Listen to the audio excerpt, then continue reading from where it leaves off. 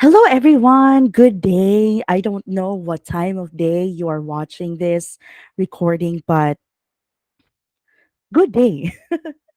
All right. So, this recording will tackle, as what we've said the other day, we are going to tackle the electron transport chain and fermentation.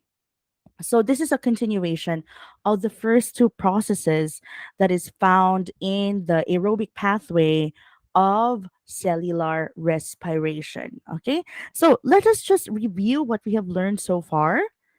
No, daghan na kay tag na learn. We have learned a lot already from glycolysis to Krebs cycle and the intricate processes that are involved in those stages. Now, let's review. So, we remember that in cellular respiration, which is represented by this simple formula that simplified, that is, simplified formula of taking in sugars and then adding or breathing in oxygen. And with this catabolic pathway, this will produce, or we will exhale carbon dioxide, and we will sweat it out, or we will discard this as a waste material that is through water.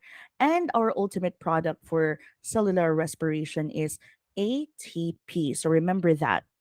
Now, we have learned also that there are two possible pathways for cellular respiration, that is, the aerobic pathway and the anaerobic pathway. So when you say aerobic pathway, this this is done with oxygen, all right? If there is an abundance or there is no scarcity of atmospheric oxygen, then this will happen. No problem with that. But the anaerobic pathway, this is done if there is less oxygen or without oxygen at all. No?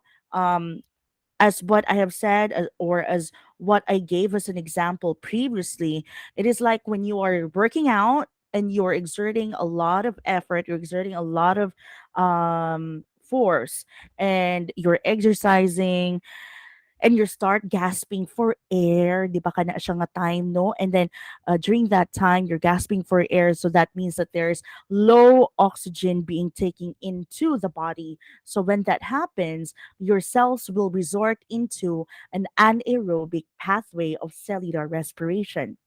And previously, we learned that in aerobic respiration, this will cover glycolysis, Krebs cycle, and your electron transport chain, and chemiosmosis. So I'll just shortcut it to ETC and C. So both glycolysis and Krebs cycle, they are anaerobic in nature, meaning they don't require oxygen at all. But for the anaerobic pathway, it will start with glycolysis, but then it will proceed to fermentation. There are two ways of fermentation, which we will be talking about later, and that is for through the production of lactic acid and the production of alcohol. Now, it doesn't proceed, or glycolysis doesn't proceed to Krebs cycle in the anaerobic pathway because it will run out of NADH. No, so it will not proceed to the Krebs cycle, or the products of glycolysis will not proceed to the mitochondrion at all. So that's the sad part out there. So that's basically your aerobic and anaerobic pathway. Now, we have previously learned that glycolysis happens in the cytoplasm of the cell. And then that's the location. And then what does it use? Well, it uses your glucose. And then it uses two ATPs, sort of like an investment. So we learned that your glycolysis has an investment phase, and the second part would be the energy payoff phase. So you get more energized electron carriers. Electron carrier and an ATP or ATPs there. And then it will produce two net ATPs, or it will net eight. It will net, sorry, it will net two ATPs, and then two NADHs, and then ultimately two pyruvates, which will proceed to the second part, which is the Krebs cycle. Now, in the Krebs cycle, this happens where?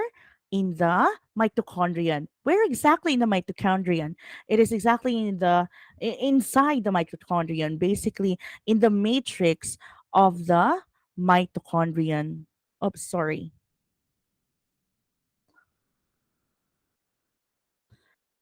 And then, what does it use? So it uses the main product of glycolysis. It uses the pyruvates, and then through a series of redox reactions, it will produce the following.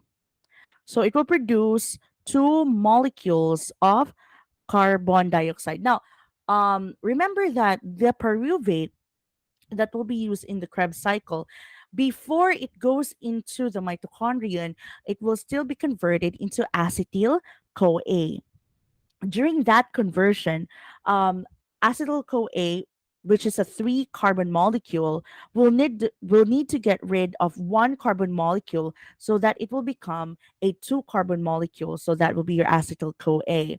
So when that happens, when it gets rid with when with one carbon molecule, it will need to get rid of one carbon dioxide molecule. So um since that I forgot what I was going to say. Since there are two pyruvates, meaning two carbon molecules will be ejected. In the Krebs cycle proper, in one cycle of the Krebs cycle, in one run of the Krebs cycle, two carbon dioxides will be ejected. One ATP will be produced. So little, right? Very small. Three NADHs, and then one FAD H2. That is only for one pyruvate. But if there's two, because if you're being asked how many of these products will be produced in one glucose molecule, so you just have to multiply that to two. Then you will get four carbon dioxides, two ATPs, six NADHs, and two FAD H2s. Na. So that will be basically what we've learned so far. Now we will move on to electron transport chain. Now you know electron transport chain.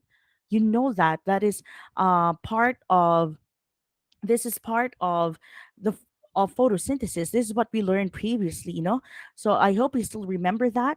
um, Basically, electron transport chain. It's called electron transport chain because these electron carriers, NADH and FADH2, they will donate their electrons, no? And these electrons will gather into the membrane. It will drive your hydrogen protons. Where did the hydrogen protons come from? They came from the electron carriers, basically. So katong NADH and FADH2, they let go of their hydrogen ions, and then it will travel into these complexes. We will look into the complexes later. So your electron transport chain will produce the bulk of your ATPs. So it is located in the inner membrane of the mitochondrion. So that's in the cristae, basically. And then oxygen pulls the electrons from NADH and FADH2 down the electron transport chain to a lower energy state, meaning you have your NADH, kuhaan niya og hydrogen proton, it will go back to being NAD plus. Same with your FAD H2. Your FAD H2, kuhaan mo siya og hydrogen proton, it will go back to being FAD fad. The friends, no? It will go back to a low energy state. And where do they go back? They go back to the Krebs cycle for fad, and then the NAD could go back to the Krebs cycle and also to glycolysis. So in this part, your ETC produces about 90% of the total ATP that is found or produced in your body. So that is ETC. It's very powerful and it needs oxygen. That is why aerobic respiration is more efficient than that of your anaerobic respiration. So these are the things, or these are the products of glycolysis and Krebs cycle that will be needed ultimately in the electron transport chain. So again, your ETC requires oxygen, which is the final electron acceptor. Later on, you will learn that oxygen actually bonds with your hydrogen protons to to produce water, which will then be marked as a waste material. And for every fad H2 molecule, two ATPs are produced, and for every NADH molecule, three ATPs are produced. So, alongside your electron transport chain, you will be able to observe as well chemiosmosis. And I have explained this to you earlier or in the previous days. So, chemiosmosis is the production of ATP using the energy of hydrogen proton gradients across membranes to phosphorylate ADP. If you remember previously in our topic, we talked about how oxidative phosphorylation, which is basically your electron transport chain, also known as, comes hand in hand with chemiosmosis. No, oxidative phosphorylation, basically it uses electrons for in the membrane, that is electrons that are released in the membrane, for your hydrogen protons to be attracted to them and for these protons to travel. And then through chemiosmosis, because there is a higher concentration of hydrogen protons inside the membrane, it will go to a lower concentration. So it's basically osmosis, because it goes through from a higher concentration to a lower concentration across a selectively permeable membrane. So that's it. So remember that. And then, of course, you have your ATP synthase, which we already talked about way back in photosynthesis. But I know let's repeat it. So ATP synthase basically is an enzyme, and all enzymes are proteins, which is found in the inner membrane in the mitochondrion, and it uses energy of the ion gradient to power ATP synthesis. Remember, in the membrane there is a flow of electrons. Nag-flow na siya. It's like electricity. And at the end of it, na ATP synthase tanha. And your ATP synthase will act like a rotor, no? Every time it opens a gate between ADP and an inorganic phosphate. So, how does it open? It will need hydrogen ions.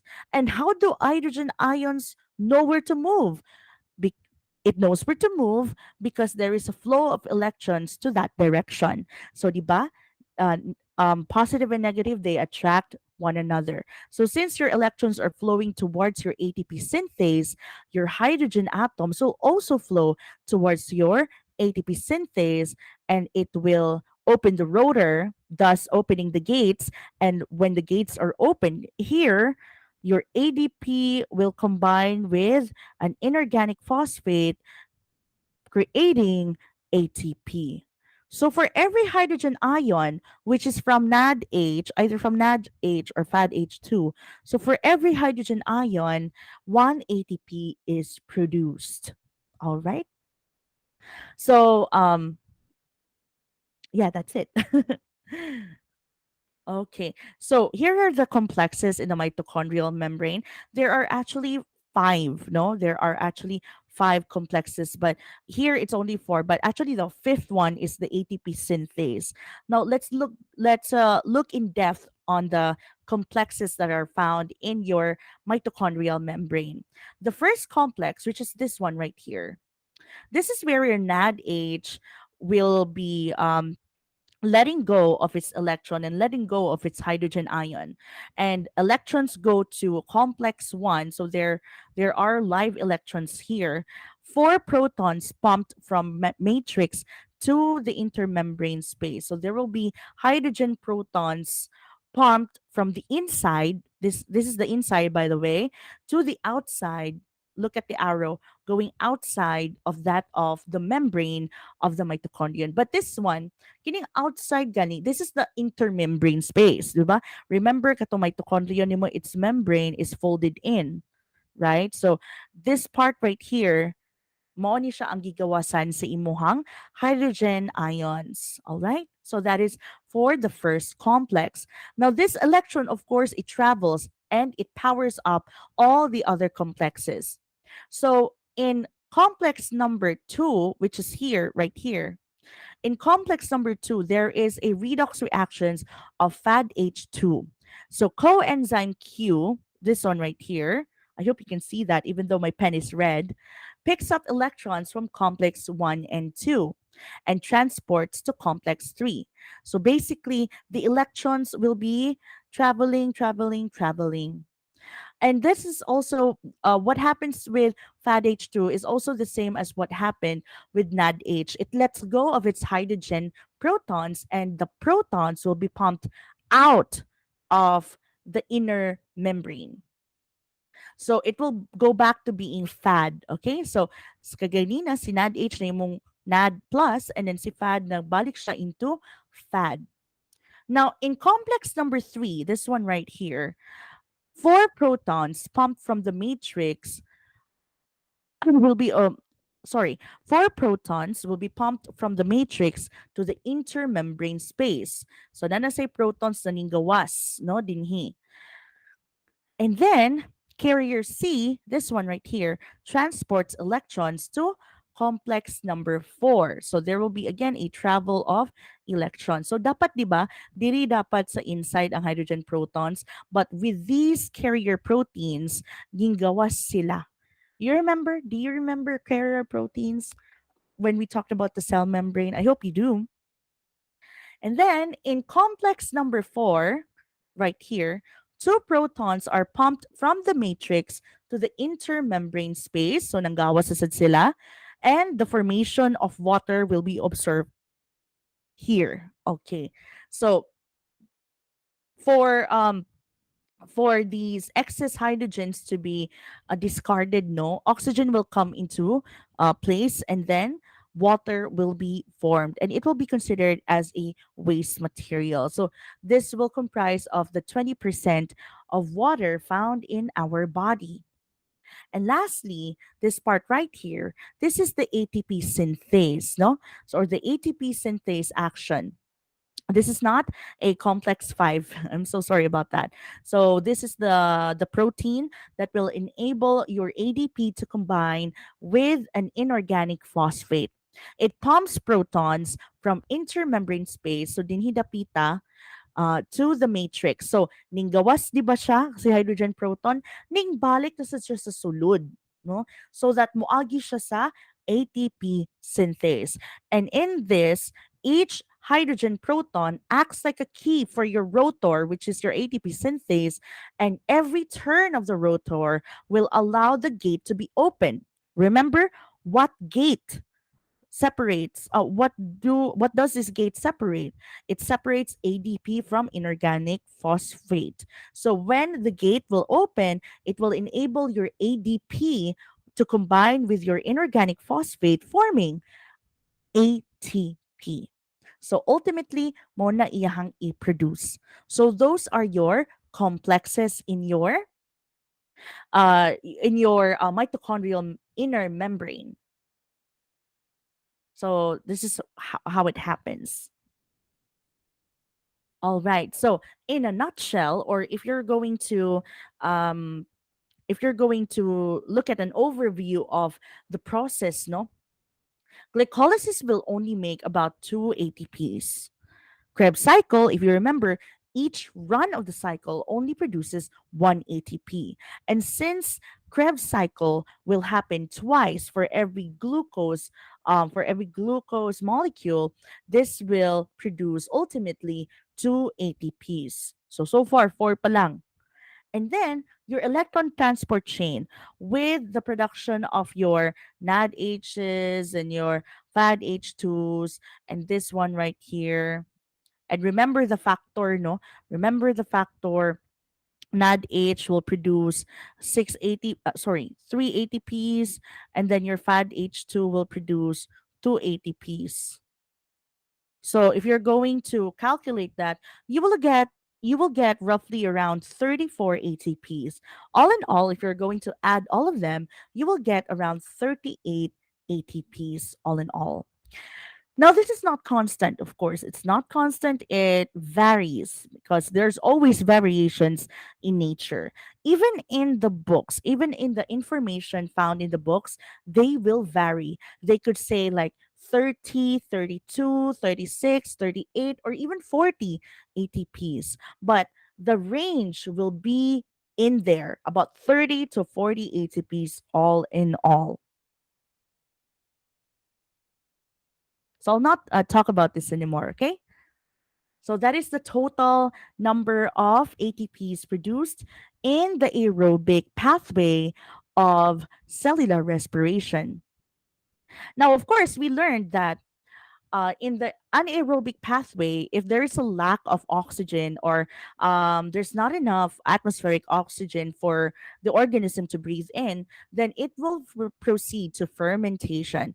This occurs when oxygen is not present, and it could either produce lactic acid or alcohol, and it will only net produce 2 ATP. So gamay ra kay siya. And do you remember when I told you that if it does not involve oxygen, it will only yield very little ATP. So it is expected. So let's go to anaerobic respiration. There are benefits to anaerobic respiration, by the way, or there are benefits to fermentation. Of course, we use that in food. We use that in the beverages that we consume, but it will highly benefit your organisms that don't really have access to an abundance of atmospheric oxygen. No, like for example, your Clostridium tetani, which causes tetanus. It is an obligate anaerobe that uses other molecules rather than oxygen as its final electron acceptor. So it can survive a lot.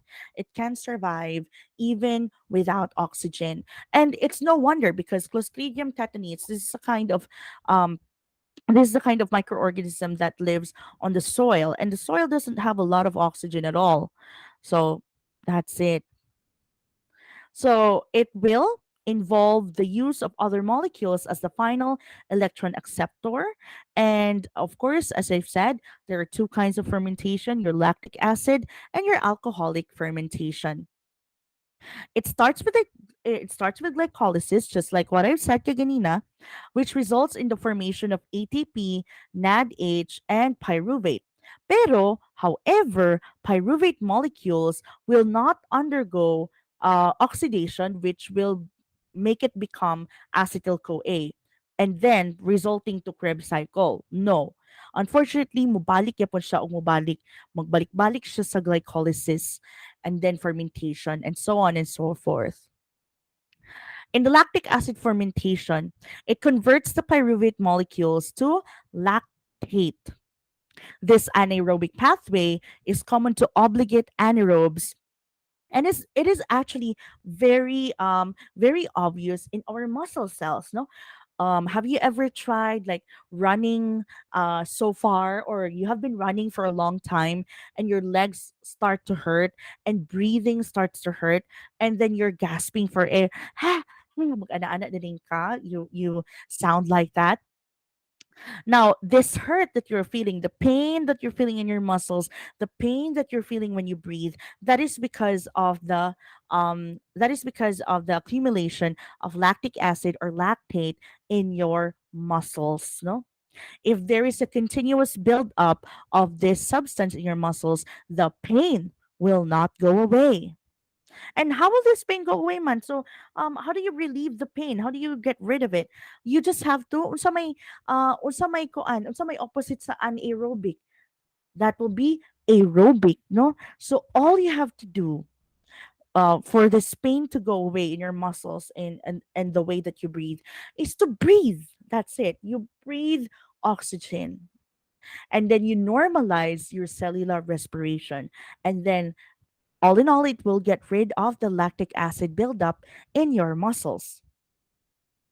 So, this is how lactic acid is produced. So, you have pyruvate, and then you will add NADH and then a hydrogen proton to produce lactate right here. So, and sorry, and in addition, it will result to the production, of course, of NAD+. Kay, again, kailangan niya og NAD+. Nga naman, so that mobalik siya dito sa glycolysis. Kay kung dara na siya taman, if dara na siya taman, then walay NAD+ na mahitabo. So there will be no respiration at all. Nothing at all. No anaerobic respiration.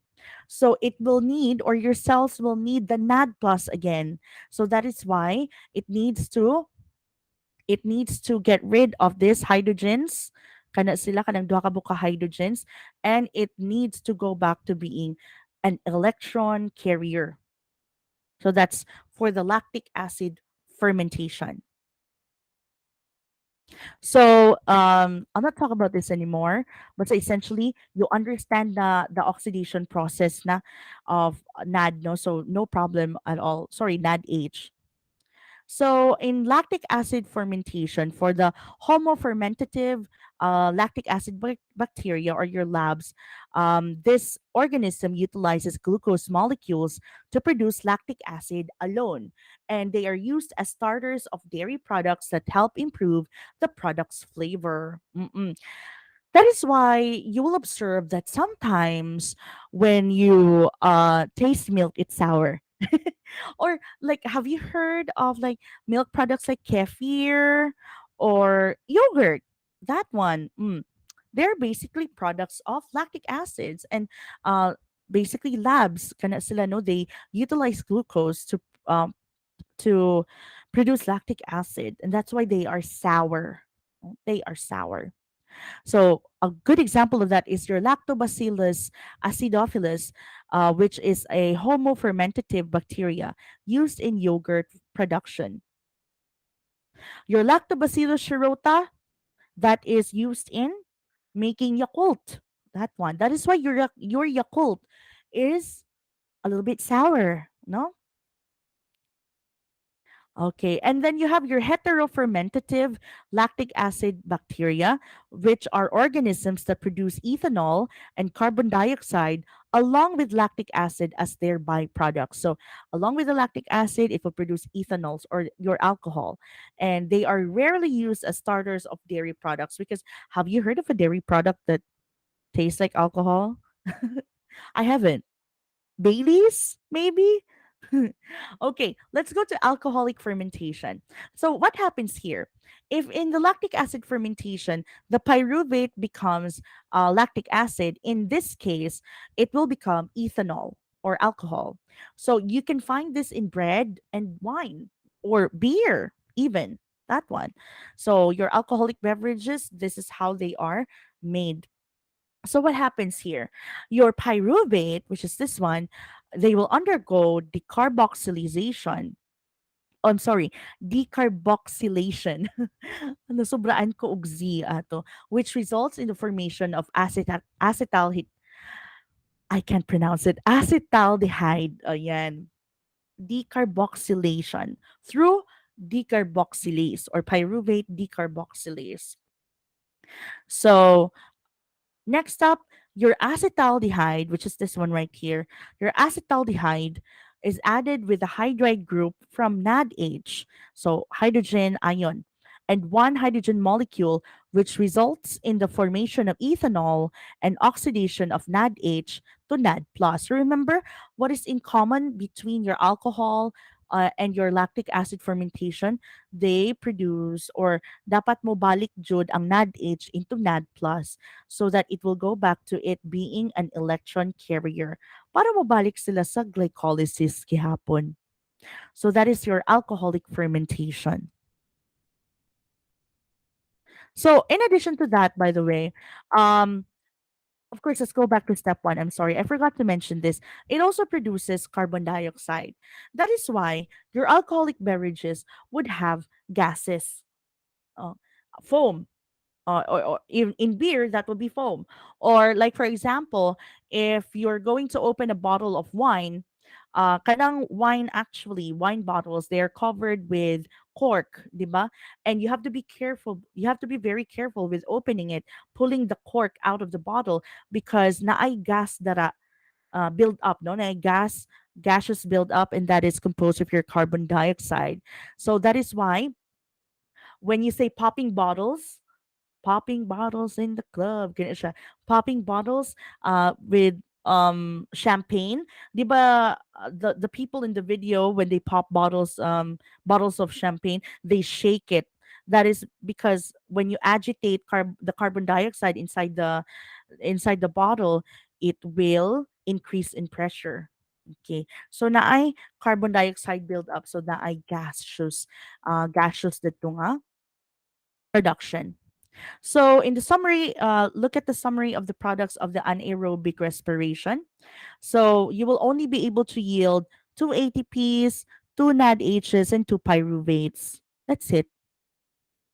And then, sa glycolysis, and then through the fermentation, for lactic acid, it will produce lactate, two lactates, two NAD pluses. For alcoholic fermentation, it will produce two ethanols, two NAD pluses, and two carbon dioxides, 2 moles of that. So, puro na dyan siya 2, 2, 2. Because there are two pyruvates, right? But if you're going to consider only one pyruvate, 1, 1, 1, na sa di siya. Okay. Now, as I've said kanina, you can actually use fermentation for food production. Number one, for baking bread. Kanisha, this is part of your, the use of yeast is actually part of our experiment, no? Katong home experiment ako gipa-perform sa inyo, ha. Of course, when you make bread, you need to add yeast to it, because what will happen if dili ka mag-add og yeast sa imong dough? It will not rise. That's it. So if it will not rise and you bake it, it will be like a flat bread, kanang unleavened bread, kanang ginakaon bitaw nga bread sa India, kana siya. I believe it's called chapati. I'm not sure. I'm not actually sure if it's chapati, but I think it is the flat bread that they use to that's roti. Am I correct? It's roti. Chapati is a different thing. Okay, I'm sorry, but chapati is also flat bread. So roti, as in like the bread that you dip into chutney or your soups. Ano siya. So it's flat. There's no yeast in it. So it will really, if you're going to make breads, conventional breads, that is, commercial breads, that is, you will need yeast for that. And of course, for cheese production, no, that is why there are some cheeses that taste funky. I like funky cheeses, by the way. They taste funky. They taste kind of sour. They taste like they have murag panus ba, they're already rotten, but they're so good because they are actually naana siya bacteria no na gina-add nila so that ma-digest ang sugars sa imong milk, and then mabili na din ang curd, ana siya. And then of course, for winemaking, the production of alcohol with berries, sorry, not berries, but with grapes, and then yogurt as well, lactic acid no na siya. And that is why your yogurt is sour. So I will not ask you this already because you can answer this on your own. No, just identify the terms described in each of the following items and just screenshot that and then answer them on your own. So that ends our recording for this day, because I don't know what time it is there when you're watching this. So I hope that you have learned something with the last part of the cellular respiration, that is the electron transport chain, which uses, of course, oxidative phosphorylation and chemiosmosis, which is the same process that you have found in photosynthesis. No, and then of course in the anaerobic pathway we learned about fermentation, and it's two types: the alcoholic and the lactic acid fermentation. So thank you very much for tuning in, and please do answer the quiz that accompanies this lesson.